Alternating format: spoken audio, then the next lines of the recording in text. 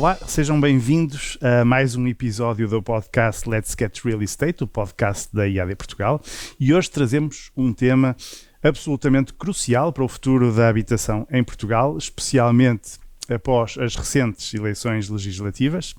Estamos num momento de mudança, muitas expectativas e também imensos desafios muito concretos. O sonho, de facto, de ter uma casa própria é uma coisa muito portuguesa, mas, como temos visto, há muitas forças políticas, económicas e sociais a pressionar este sonho, tornando uma dificuldade para muitos dos portugueses. Muitos portugueses querem investir, comprar ou vender uma casa. E para nos ajudar a perceber um bocadinho melhor este cenário e o que esperar para os próximos anos, neste contexto de uma nova legislatura, tenho comigo três convidados especiais. O António Gil Machado, que é diretor de vida imobiliária e um expert neste mercado, também promotor de muitos eventos de relevo nesta área, portanto muitas horas de debates, e que vai partilhar um bocadinho aqui connosco. Tenho também a Sara Di Chiasa, que é consultora da IAD Portugal e que trabalha aqui na zona do Porto, e o Ricardo Marques, o CEO adjunto da IAD Portugal. Bem-vindos a todos. Gostava então de analisar de que medidas o país precisa, de que medidas, sobretudo as mais urgentes, e olhar um bocadinho depois mais no horizonte, um bocadinho de médio e longo prazo para o mercado da habitação em Portugal. Vamos então a isso. António, na sua análise e muito sucintamente, como é que descrevia o estado atual da habitação em Portugal? Bom, os diagnósticos estão amplamente feitos. Portanto, há medidas sobre a procura e portanto, essas medidas sobre a procura só serviram para pôr, digamos, mais lenha no assador e, portanto, sou também sócio da Confidencial Imobiliário e por aí realmente, enfim, reportamos das maiores valorizações mensais do índice confidencial imobiliário foram nestes últimos meses, final de 24, início de 25. Portanto, realmente o problema está em atuar sobre a oferta. Atuar sobre a oferta é mais lento, é mais difícil, mas é o que tem que ser feito. Portanto, eu diria, começando nesta minha primeira resposta por fazer mais o diagnóstico, depois a seguir podemos ir mais às soluções, eu costumo sempre dizer que o mercado imobiliário é um bom posto de observação das realidades e das dinâmicas económicas e sociais. O mercado imobiliário é um bocadinho como a nossa pele, não é? A nossa pele nunca está doente, mas é onde se manifestam os sintomas de outras patologias. O mercado imobiliário é um bocadinho assim. Portanto, quando me perguntam então como é que vai o mercado imobiliário, eu respondo sempre: não me perguntem como é que vai o mercado imobiliário, perguntam os fenómenos económicos e sociais que condicionam a evolução do mercado imobiliário. E se nós somarmos que em 10 anos somamos 1 milhão de novos habitantes, construímos 300 mil casas, numa média de 30 mil fogos ano, que ficamos 20 anos sem fazer produção pública de habitação, que tivemos nos últimos 10 anos o maior ritmo de aumento de rendimentos, enfim, das populações, com um período no meio que foi o Covid, que deu uma almofada de liquidez às famílias. Portanto, enfim, é um coquetel que explica facilmente a evolução do mercado imobiliário e, portanto, enfim, qualquer raciocínio económico à volta destas 4 variáveis explica de uma forma muito fácil a dinâmica do mercado imobiliário e a valorização do mercado. Se juntarmos a este coquetel um quinto elemento, que foi a procura internacional, quer por via do turismo, quer por via a somar ao 1 milhão de novos residentes, todos os não residentes, todos os que abriram com olhos grande para o mercado, potencial e com grande poder de compra, vieram, digamos, apreciar o que são, em especial, as nossas cidades, Lisboa e Porto, e as zonas mais atrativas do ponto de vista turismo, eu julgo que é muito fácil de explicar a pressão sobre a escassa oferta. Claro. Ricardo, do teu ponto de vista, como é que está o mercado imobiliário? Assim, acho que um bocadinho como que o António estava um bocadinho a falar. Aquilo que se sente, digamos assim, depois de um 2023, obviamente, em que obviamente houve ali uma ligeira quebra devido, sobretudo, à questão das taxas de juros, que tirou muitas pessoas, obviamente, do mercado, sendo-se completamente aqui o oposto, obviamente, em 2024, e este ano está a começar da mesma forma. Os dados, obviamente, do primeiro trimestre dão com um crescimento de 28% em termos de transações. Em termos de volume está maior, porque, obviamente, a variação do preço, o preço metro quadrado, obviamente, tem um impacto grande, e os imóveis vendidos, obviamente, são cada vez com maior valor. Por isso, se por um lado temos um aumento do número de transações, claramente devido àquilo que o António estava a dizer sobre o aumento da procura que se nota claramente, e obviamente uma procura sobretudo canalizada nos jovens, que obviamente hoje representam, segundo dados recentes, 55%, digamos assim, das pessoas que recorrem a crédito são jovens, ou seja, claramente houve aqui um aumento substancial da procura, e obviamente traz obviamente uma enorme pressão, digamos assim, sobre o mercado da habitação. Por isso, sobre o que é o preço dos imóveis, os dados pelo menos recentes apresentam, obviamente, para além do crescimento global, digamos assim, que tem-se sentido um bocadinho por todo o país, nota-se que o crescimento, pelo menos nas grandes cidades, está um bocadinho mais residual face àquilo que era o crescimento aqui há uns tempos atrás. Por isso, mas do ponto de vista médio, continua a haver claramente um aumento gradual, digamos assim, dos preços, o que cada vez tira mais pessoas, obviamente, também, digamos assim, de ter essa capacidade, mas pronto, foi compensado, obviamente, com a questão das taxas de juros, que acaba por equilibrar um bocadinho aqui o mercado. Eu diria que continuamos num sentido ascendente, e obviamente é algo que se prevê que continue, obviamente, neste ritmo, que há pouco estávamos um bocadinho a conversar, um ritmo um bocadinho louco em termos de número de transações, por isso é o que se espera também para os próximos tempos.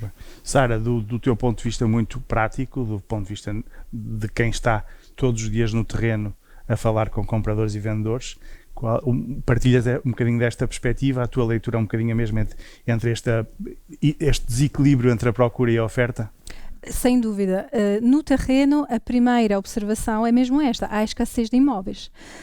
E, portanto, isso cria um desequilíbrio bastante acentuado, alguma frustração até em alguns compradores, especialmente nas classes sociais mais baixas, que não conseguem aceder aos imóveis. Às vezes é difícil marcar visitas, às vezes quando chegam a visita, os imóveis já têm várias propostas em cima da mesa, e isso cria ansiedade e cria assim uma ideia de que neste momento o cliente vendedor tem de facto o poder decisional mais forte e consegue selecionar ainda mais os critérios das propostas que recebe. Portanto, é um desequilíbrio evidente mesmo. Notaste alguma mudança nestes últimos, nestes últimos anos, eventualmente nestes últimos 2 ou 3 anos, alguma mudança na forma como quer o vendedor, quer o comprador olham de facto para o negócio? Essa mudança é concreta? Eu diria que, dada a rapidez do mercado hoje em dia, é imprescindível, tanto para os vendedores quanto para os compradores, a preparação. Eu trabalho com muitos clientes compradores e insisto sempre muito na preparação.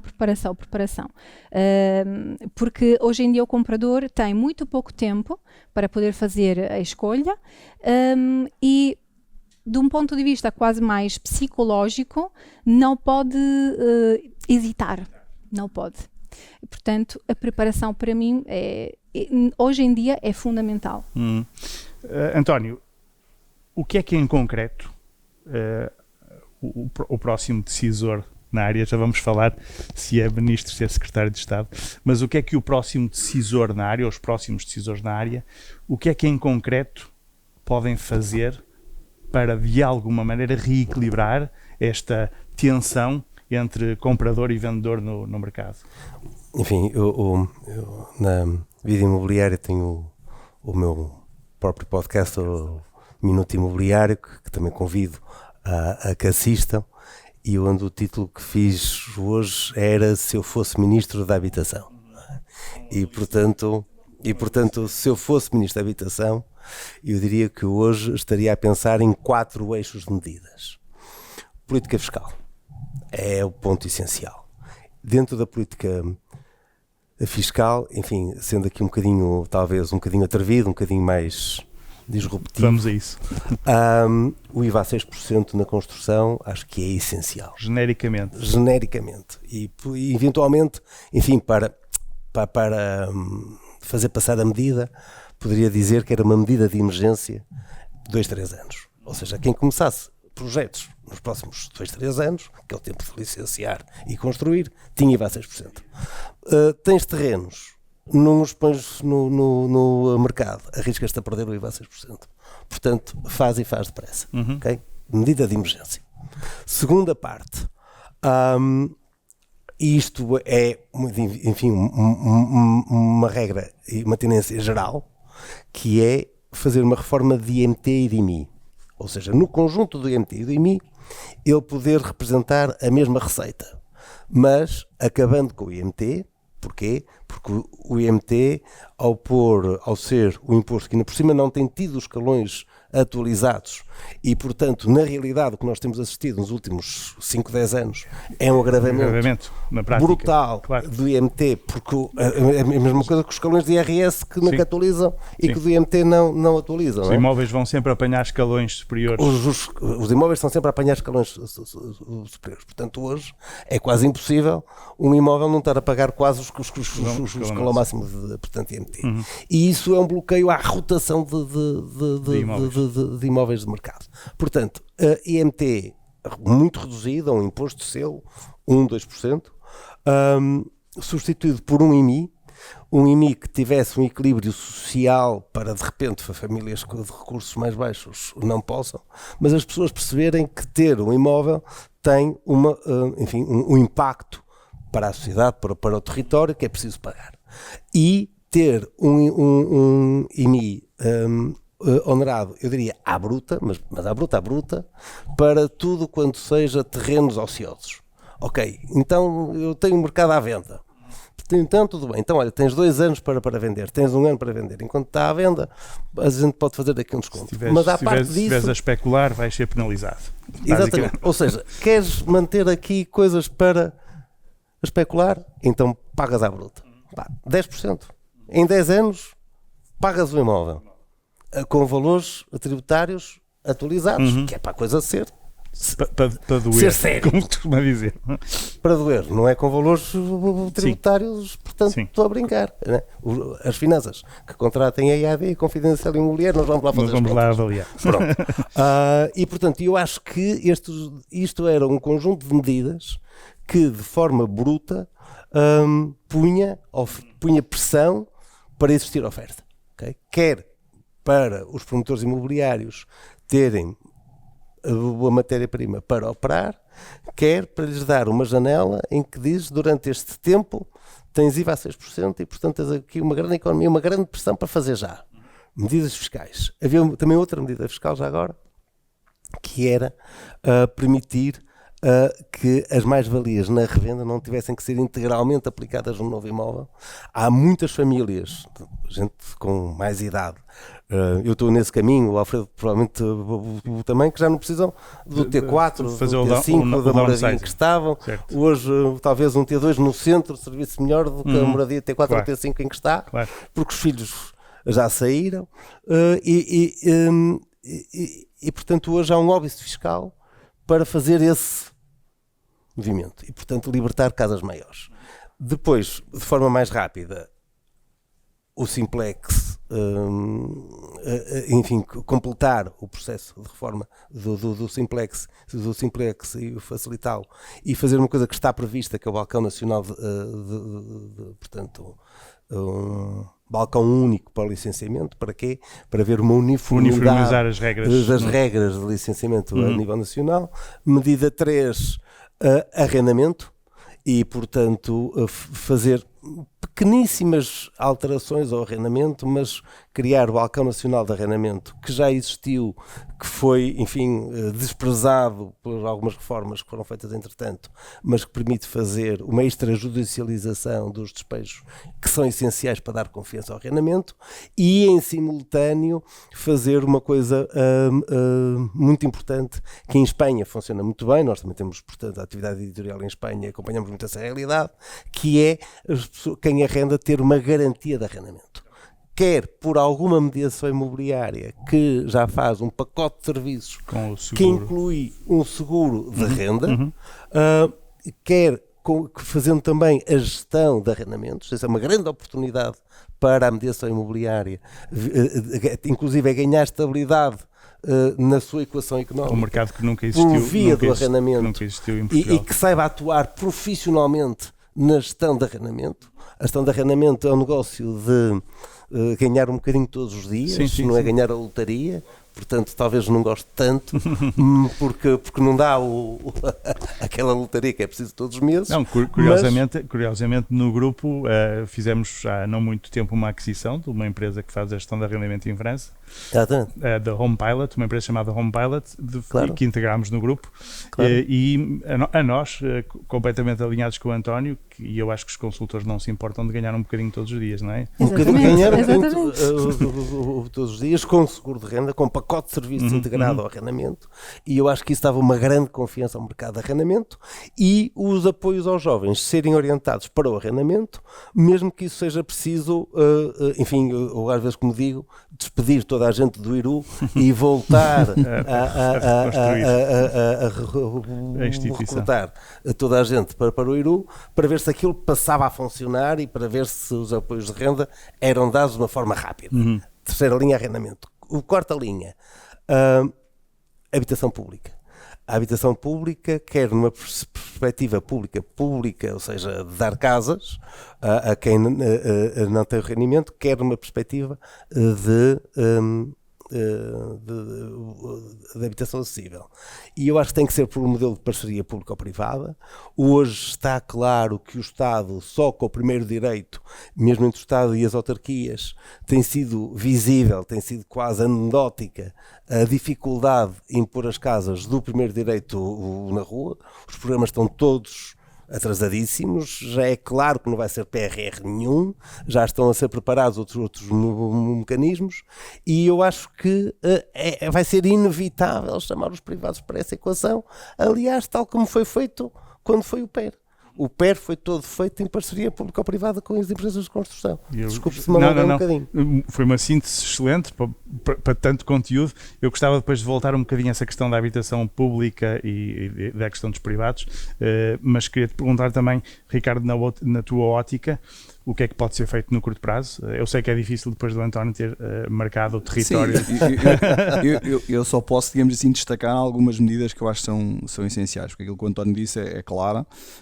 Claramente se atuou sobre a questão da procura, digamos assim, nos últimos anos, e obviamente no lado da oferta não é que nós possamos dizer que não se fez nada, mas sem dúvida que os projetos têm tido dificuldade em sair muitas vezes do papel, não é? Porque obviamente as intenções são boas, mas não há capacidade suficiente para gerar o número de produtos suficiente no mercado para conseguir todo este boom de número de pessoas, que já vão em 10 milhões e 600 segundo as últimas contas, por isso de facto não há capacidade. Eu gostaria de destacar, por um lado, que é, para mim a questão do IVA é essencial, sem dúvida, ou seja, eu conheço muitos pequenos investidores, e não vamos falar dos grandes investimentos, vamos falar também dos pequenos investidores, que a diferença entre, vou comprar este imóvel que está devoluto, recuperá-lo e colocá-lo novamente no mercado, entre eu assumir um custo de 6% e assumir um custo de 23%, é uma diferença enorme num plano de negócio, e significa que é menos produto no mercado que está presente. Por isso, eu acho que o IVA a 6%, independentemente da questão do timing, eu acho que é uma necessidade premente, já dá muitos anos, é uma promessa de há muitos anos e que obviamente esperemos que possa ser cumprida, porque já foi uma promessa deste atual governo e em princípio continuando tudo da mesma forma e a equipa governativa mantendo um bocadinho a figura daquilo que vem de trás. Eu diria que é claramente a decisão mais premente, sem dúvida, é a questão do IVA. Tudo o resto que o António falou sobre a questão do licenciamento, sobre a parte do privado hoje, obviamente está um bocadinho mais facilitado, ou seja, quem quiser construir a sua própria habitação tem mais capacidade para o fazer de uma forma mais curta, mas obviamente no que é os empreendimentos maiores continua a ser a mesma, digamos assim, o mesmo prazo, digamos assim, de sempre. E hoje em dia, antes falávamos, digamos assim, quando entrei no mercado imobiliário, falávamos de ciclos económicos a 8 anos e que havia uma variação a 8 anos. Hoje em dia são todos eles muito mais curtos. Significa que quando eu tenho que fazer um planeamento de uma compra de um terreno e da construção de X frações para aquele prédio, eu tenho que fazer um cálculo, hoje em dia se calhar a 3, 4 anos às vezes, o que é que pode ser entre o início do projeto, o poder prepará-lo, o poder licenciá-lo e obviamente depois poder construí-lo e depois o próprio processo de venda e a obtenção de licenças para poder efetivar. Ou seja, é um prazo tão longo que no mercado, obviamente a 3, 4 anos, o mercado pode mudar, como temos sentido que o mercado está sempre neste momento em mudanças, porque ou é o Covid, ou foi o efeito Trump, ou foi o que seja. Ou seja, temos sempre cenários, como a questão obviamente da guerra que destabilizou durante alguns tempos, que são cenários que nos aparecem que podem obviamente destabilizar. Eu só gostaria de destacar aqui um ponto que é importante resolver, que nós não vamos conseguir nenhuma solução para construir mais casas se não resolvemos o problema da mão de obra. Eu sei que não é o mercado, não é aquilo que estamos um bocadinho aqui a falar, mas a verdade é que não vai haver capacidade. Não há capacidade pública neste momento para a construção, porque não há capacidade. As empresas não se interessam muitas vezes pelos próprios concursos, porque não há margem suficiente, porque também não têm capacidade produtiva. O próprio setor privado também pode não ter capacidade produtiva suficiente para tudo. Ou seja, tem que ser feito um plano em que se vai fazendo, mas nunca vai ser à velocidade que nós queiramos, a não ser que se resolva a questão da mão de obra, que está a tentar se resolver agora, e segundo eu pelo menos li agora há pouco tempo, pelo menos os primeiros a entrar na questão da tal via verde, digamos assim, controlada sobre a parte da mão de obra, será também muito o setor da construção, porque vamos precisar do setor forte para poder dar resposta obviamente à construção de moradias. Não é? Aí eu julgo que existe uma oportunidade fundamental e que deve ser muito aproveitada. Ou seja, hoje a tecnologia para fazer construção industrializada está aí. Sem dúvida. Já há várias construtoras que têm iniciativas que estão no terreno, que para vingarem precisam de uma coisa essencial, que é, eu diria que é duas coisas, que é carinho e escala. E eu acho que neste momento um programa forte de construção de habitação pública, não é habitação fraca, é habitação de qualidade, de mais qualidade, porque a industrialização traz mais qualidade de construção, traz estabilidade, digamos assim, com menor impacto ambiental. E hoje, neste momento, a falta de mão de obra pode ser substituída por uma capacidade de industrialização, e esta indústria, para se afirmar quer nacional, quer internacionalmente, precisa de escala, e o PRR, o PRR já não vai ser coisa nenhuma, mas a promoção da habitação pública podia e devia ser uma grande oportunidade para dar um balão de oxigênio a essas empresas, para darem escala. Hoje estes projetos têm risco de poder ficar pelo caminho. São grandes investimentos. Sim. Porque são grandes investimentos e que precisam de escala para amortizar. E um programa de habitação pública pode ser muito importante. A habitação, a construção industrializada tem uma vantagem fundamental, que é, em fábrica, consegue utilizar muito mais mão de obra feminina. Por regra, há muito maior resistência em as mulheres estarem a trabalhar no estaleiro de obra. Em fábrica é muito mais fácil, dá-se muito mais estabilidade, porque uma fábrica pode ser ao lado de onde as pessoas moram, portanto não é como um estaleiro que é preciso andar a deslocar, portanto, as pessoas. Pode utilizar mão de obra, enfim, tecnicamente menos especializada, digamos assim. Especializada, não é LIA ou enfim, tanto o artista, o artesão tanta de obra, especialidade, especialidade, e acho que é uma oportunidade que Portugal tinha que agarrar. Eu diria que a grande questão, sobretudo, é sobre a capacidade, digamos assim, de tudo o que é o projeto do Estado Central, seja obviamente a nível camarário, haver conhecimento disso, porque isso tem que ter tudo previsto em projeto. O grande problema é estas empresas que eu sei que estão a fazer esse trabalho, que é tentarem criar esse know-how técnico aos próprios técnicos, de preverem logo isso no processo e obviamente dar-lhes essa hipótese de fazerem, porque sem dúvida são soluções fantásticas e que sem dúvida que resolvem ou ajudam pelo menos a atenuar a necessidade intensiva de mão de obra. Por isso é que o modelo do PER, e eu lembro-me, enfim, na altura, já um bocadinho em jeito de resumo, ter feito 2 ou 3 eventos à volta desse tema e realmente da importância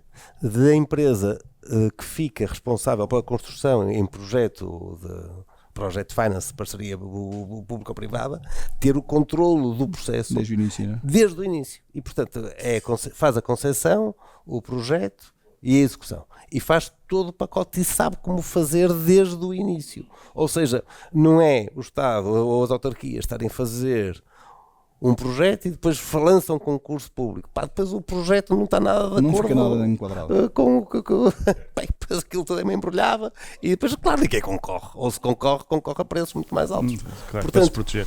E ainda por cima, Portugal já fez.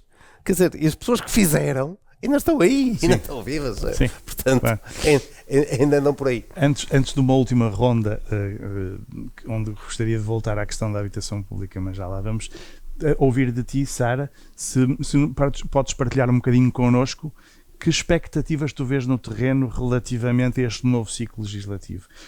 Que expectativas têm, nomeadamente, os compradores, de que o contexto desta nova legislatura possa ajudar as pessoas a aceder à habitação? Claro. Do ponto de vista do terreno, mais uma vez, eu noto que é inegável, toda a gente está à espera de medidas mais claras, mais uniformes, com um impacto no longo prazo. Mais estabilidade, menos impostos. O IVA aos 6% é algo que muitos pequenos construtores querem já há muito tempo, os grandes promotores, sem dúvida, também. E há expectativa de estabilidade. Agora, na prática, às vezes o pequeno comprador, desde que tenha uma situação profissional um pouco mais estável, desde que tenha alguma poupança de lado, ele não espera pelo Estado. Avança, compra, sabe que o processo pode ser complicado, mas está motivado. Até porque às vezes não sabe se o amanhã poderá ser pior, não é?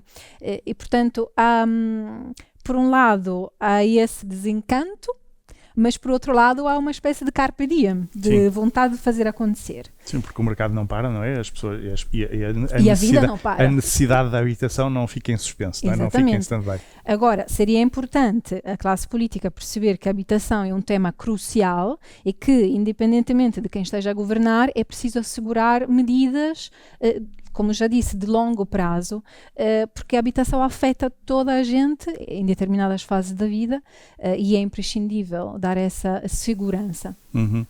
António, ia pedir a ajuda, já que temos o privilégio de ter connosco, o que não acontece todos os dias, para algo que eu acho que muito frequentemente baralha os intervenientes no mercado, eu diria, que é, e sobretudo porque mais recentemente com a questão do debate à volta da lei dos solos apareceu mais um conceito, falamos de habitação pública, depois falamos de habitação acessível, depois falamos de custos controlados e quando foi a lei dos solos a introdução do conceito de preço moderado.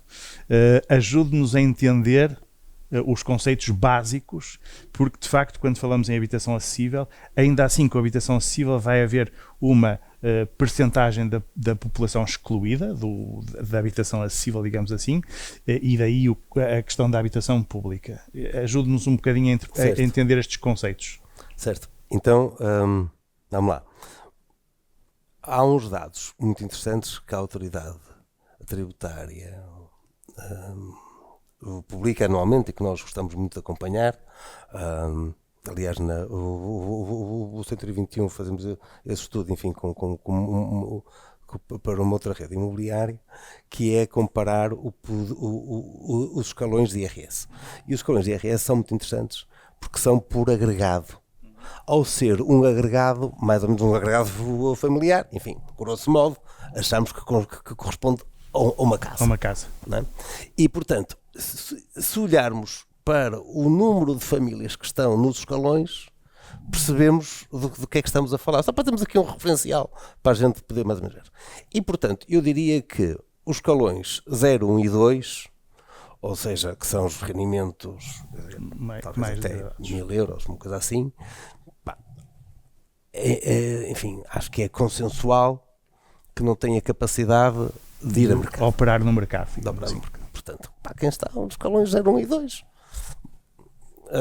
é um problema que o Estado tem que resolver. O Estado tem que resolver. Existem, portanto, os bairros sociais sempre aconteceram, sempre existiram. No Porto há muito, cerca de 12% da população vive em bairros sociais. A média nacional é 3%.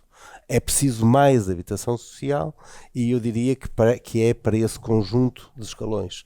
E hoje existe uma grande pressão nesse o segmento por um efeito de imigração e há que notar uma coisa, é que muita da imigração que está a vir vem primeiro o homem, que tenta refazer a sua vida, tenta compor a sua coisa, mas depois a sua ambição é trazer a família, não é? Portanto, hoje, quando vemos situações de alojamentos que estão sobrelotados com 10 pessoas, aquilo a prazo não é uma casa com 10 pessoas. Sim, são um efeito 10 casas, multiplicador. não é? Portanto, há um efeito multiplicador.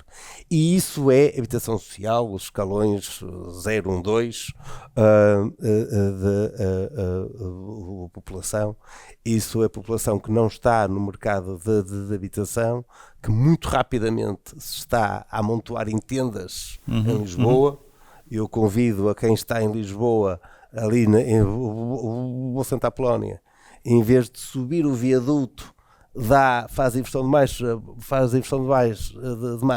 por baixo do viaduto de Santa Apolónia e percebe o acampamento de tendas que lá está. Não é que vai estar, é que lá está hoje. Que lá está hoje. E, portanto, esse é um problema de emergência e que eu julgo que tinha que ter aqui um problema rápido e grave. A emergência social. Depois há o escalão da habitação acessível. A habitação acessível é, no fundo, todas as pessoas que estão no escalão de rendimento 3, 4, não é? Portanto, que já conseguem aceder ao mercado, mas que não conseguem pagar o valor do preço, fogo o preço de mercado. Do que lá estaria.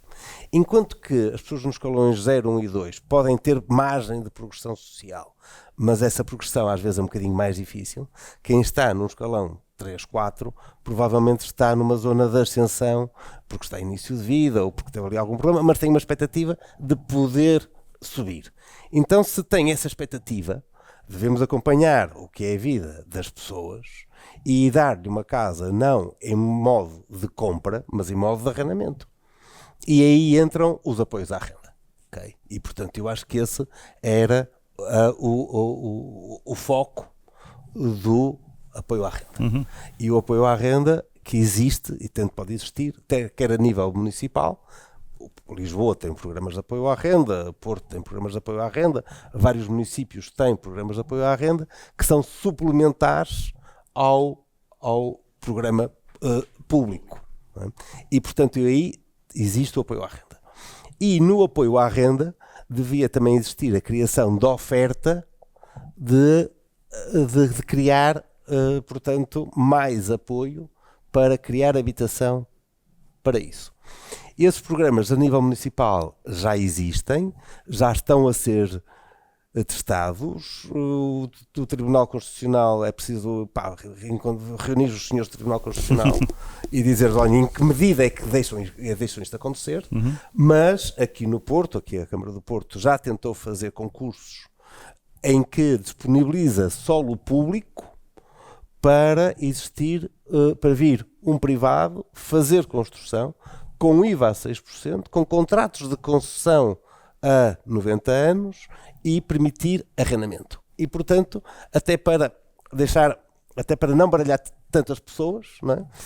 Quem não estivesse em emergência e que não quisesse o estigma de uma habitação social e quem quisesse ter o apoio de uma habitação acessível, era em formato de arrendamento. Porquê formato de arrendamento?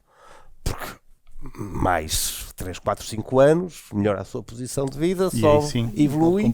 E assim escolhe o destino a seguir. Sim. Claro, ou seja, não é preciso estar a dar um benefício a uma família que à frente tem toda a capacidade e toda a capacidade aquisitiva. Vai beneficiar de maior margem para decidir. Claro, e não faz uma concorrência desleal a quem está agora à promoção imobiliária, porque senão quem está a comprar diz, não, desculpa lá, mas eu estou a comprar aqui, eu quero comprar aqui no Porto, se o Estado me der o apoio para comprar aqui no Porto, eu compro aqui no Porto.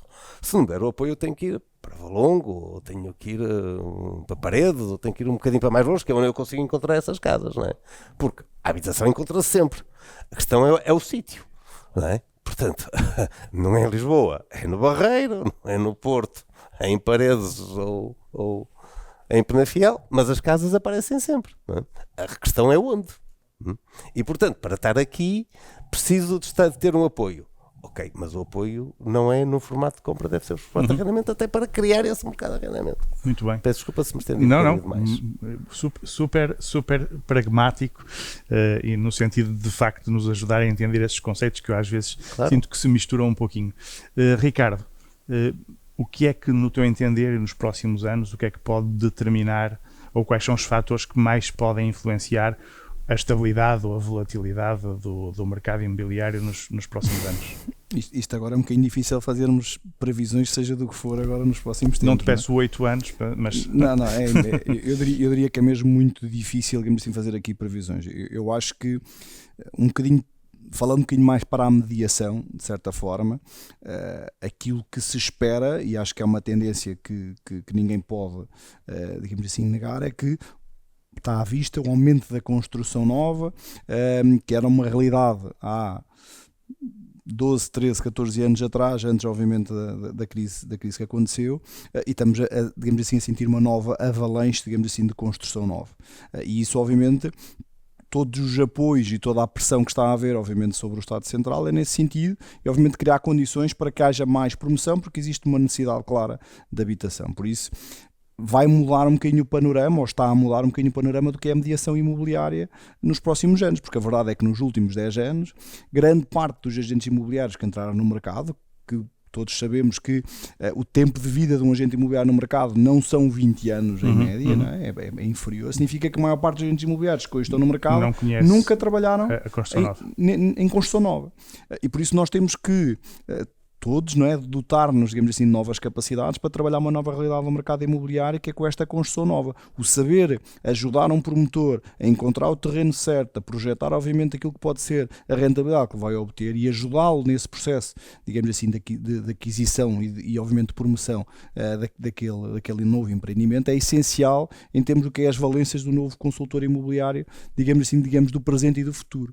Porque, por outro lado, quando alguém adquire novo, compra usado, o que significa que quem não estiver no novo não vai conseguir, obviamente, ajudar, digamos assim, a quem quer depois vender o usado, ou seja, as chamadas retomas. Por isso é importante eu estar por dentro, digamos assim, do mercado imobiliário do novo, para poder ajudar, obviamente, a venda e a compra do novo, como, obviamente, também a compra e do usado, porque é essencial, obviamente, porque lá está, mais uma vez digo, quem compra novo vende usado, e esse usado é essencial, porque lá está, para as outras classes que possam obviamente adquirir esse tipo de imóveis. Por isso eu diria que vai mudar um bocadinho o figurino da mediação em si, ou seja, obriga, digamos assim, uma nova preparação, e que os agentes têm que fazer essa mudança de chip para poder ajudar. Isso é a ponte ideal para a próxima pergunta que queria fazer à Sara, que é como é que tu te preparas para os próximos tempos, como é que tu dirias que os consultores se devem preparar para os próximos tempos no mercado?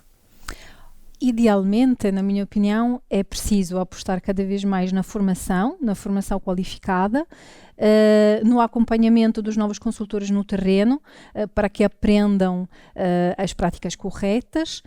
Ao meu ver, eu não sei...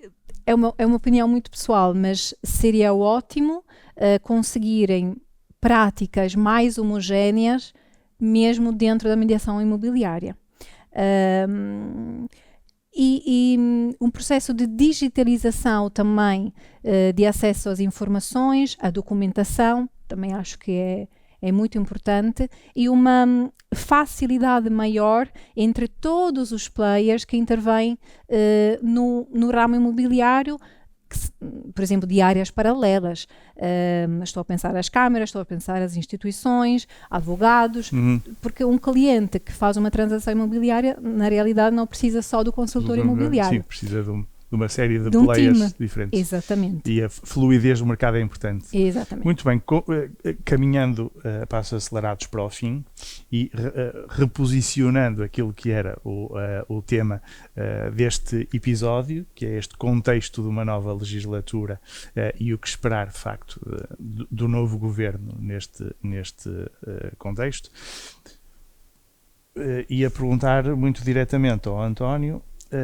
Portanto, o PSD, melhor dizendo, a AD indigitada para formar governo, com dois partidos, agora não mas dois partidos muito com peso na Assembleia da República, o Chega à direita e à esquerda, mas agora mais ao centro, o PS com uma nova liderança, que em princípio será José Luís Carneiro, e espero que o futuro não desminta este episódio. O que é que António, o que é que o deixa otimista e o que é que o deixa pessimista? Em primeiro lugar, refletir só sobre aqui uma questão que é: nós já tivemos ministros de habitação, já tivemos enfim, superministérios de infraestruturas, telecomunicações e habitação. E o que gera sempre, digamos, um super-ministro ou um ministro com um poder político muito, muito reforçado. E, portanto, eu, de uma vez, enfim, no final do mandato da ministra Marina Gonçalves, eu cheguei a dizer, até em público, numa semana da reabilitação urbana, a dizer: não sei se é boa ideia termos ministro ou não. E eu explico o meu raciocínio.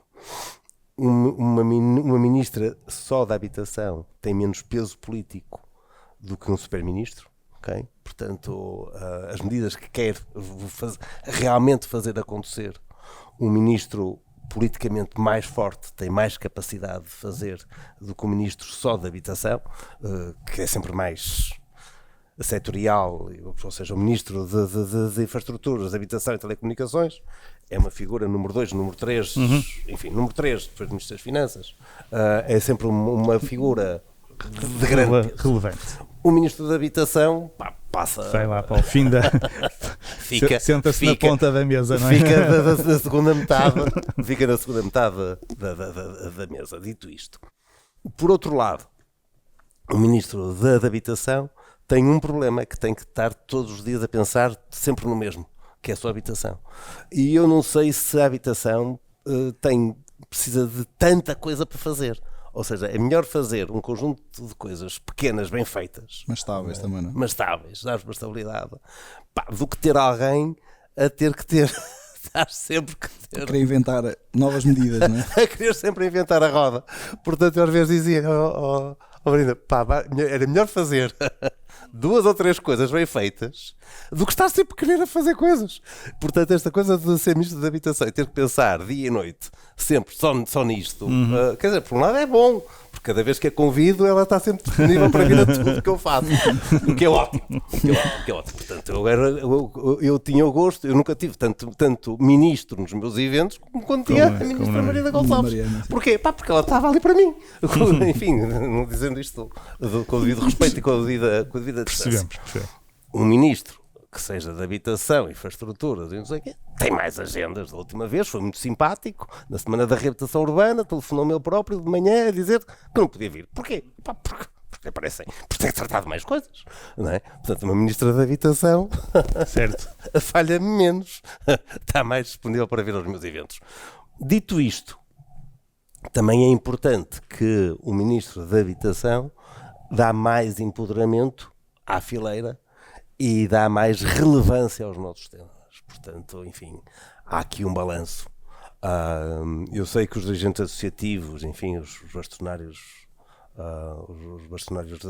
das ordens, portanto, a Ordem dos Arquitetos, os meus amigos das associações gostam de ter um interlocutor mais próximo, é legítimo, faz parte do papel deles, e eu divido-me, como digo, nessa apreciação, se é melhor ter um super-ministro que não esteja sempre a pensar em nós, ou de ter um ministro que necessariamente não tem o mesmo peso político, portanto, obviamente, isso é quase inevitável, enfim, a não ser que agora venha assim uma super surpresa que poderia acontecer, enfim, eu acho que nós estamos aqui num exercício difícil, que é estamos a gravar quando não sabemos do Ministério e quando isto for para o ar, e quando isto for para o ar, provavelmente já se misturou tudo. Pronto.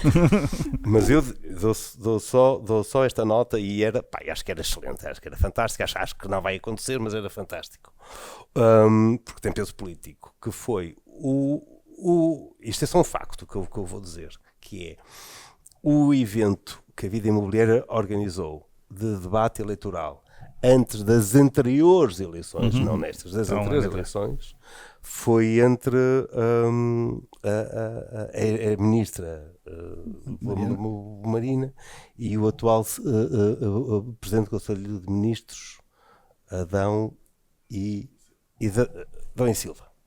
E, portanto, se nós tivéssemos um ex-presidente do Conselho de Ministros como ministro da Habitação, isso sim seria ter peso político. Acho que não é fácil. Mas se assim fosse, até pela preparação que ele demonstrou ter dos temas de mercado imobiliário nesse almoço e pela qualidade do debate que fez com a ministra Marina, fiquei muito bem impressionado. Agora isto é um wishful thinking que ainda por cima tem a desvantagem de ser desmentido no dia que estou para o ar. Ricardo, a mesma pergunta: o que é que te deixa otimista, o que é que te deixa mais preocupado Eu diria que o mais importante, independentemente, obviamente, não entrando na questão mais política, que o António está um bocadinho mais dentro, digamos assim, da dinâmica, eu acho que aquilo que é importante para a mediação, sobretudo, é a estabilidade.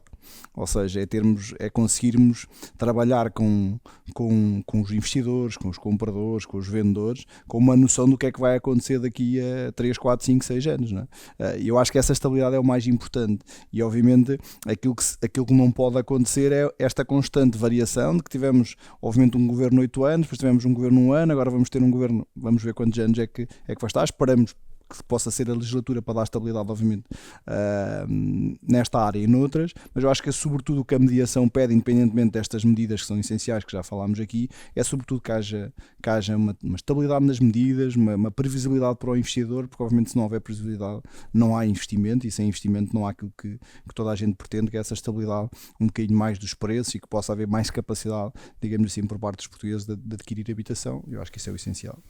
Sara, mesma pergunta para ti, para terminarmos. O que é que te deixa otimista? O que é que te deixa mais preocupada? O que é que me deixa otimista? O que é que me deixa mais otimista provavelmente é o facto de saber que nós, consultores imobiliários, sabemos que temos que formar-nos constantemente e que é a nossa própria prioridade. Agora, o que me deixa mais preocupada é se as coisas continuarem assim, a mudar com esta velocidade incrível, até porque depois se torna complicado. Sai uma medida, ok, mas depois como é que essa medida é colocada na prática? Por vezes ninguém sabe muito bem, ou uma instituição, como é que eu posso dizer? Um player faz de uma maneira, mas depois o outro player faz de uma outra maneira, e nós ficamos sempre muito confusos. E é difícil orientar o cliente. Eu por vezes digo sempre, ok, o trajeto da compra e venda na teoria é muito simples. É fácil, toda a gente entende, mas depois na prática tem que saber estar no terreno e prevenir toda uma série de situações que possivelmente poderá surgir. E então a educação do cliente é mesmo esta, é dizer, ok, eu te posso acompanhar, eu te vou acompanhar para garantir que tudo corra pelo melhor, mas nós próprios temos que ter alguma garantia a mais para que isso possa acontecer. Obrigado, Sara. Obrigado, Ricardo. Sobretudo, obrigado, António. Deixe-me só dar enfim, aqui ajudar aqui a fazer um closing, a dizer que eu tenho imenso respeito pela mediação imobiliária, por profissionais de mediação imobiliária. Acho que o Portugal fez um caminho extraordinário nos últimos 10, 15 ou 20 anos na profissionalização da profissão da mediação imobiliária. Eu acompanho muito Espanha, acompanho muito outros mercados e acho que Portugal em umas profissões não está tão evoluído. Na mediação realmente dá cartas pela profissionalização que tem dos profissionais de imobiliário, vivendo tempos de grande desafio, porque as pessoas, o comprador individual cada vez tem acesso a mais informação, está mais empoderado, tem mais capacidade de diálogo e isso aumenta brutalmente o nível de exigência ao consultor. Muita gente diz-me, não, mas agora com a inteligência artificial, com tanta informação, com tudo, cada vez mais precisam menos da mediação. É exatamente ao contrário. Acho que quanto mais informação há, mais difícil se torna o processo, mais importante é o acompanhamento e esse acompanhamento tem que ser ele próprio cada vez mais profissional e, portanto, acho que a mediação imobiliária hoje não é tema de amadores, é tema de profissionais e realmente dá os parabéns à EAD, enfim, em conjunto com as restantes redes imobiliárias, que realmente sofisticaram e elevaram o patamar do que é a mediação imobiliária a um outro nível, uma outra capacidade de profissionalização e de gestão. Faz-me só lembrar aqui só uma história para terminar, uma estatística que é interessantíssima, que é quando surgem, enfim, internet, os computadores e tal, disseram agora vai deixar-se vender papel, né? Porque está tudo digitalizado, está tudo informatizado e tal. Vejam as estatísticas de venda de papel de boa fotocópia. Nunca se vendeu tanto papel como desde que informatizamos, não é? Claro.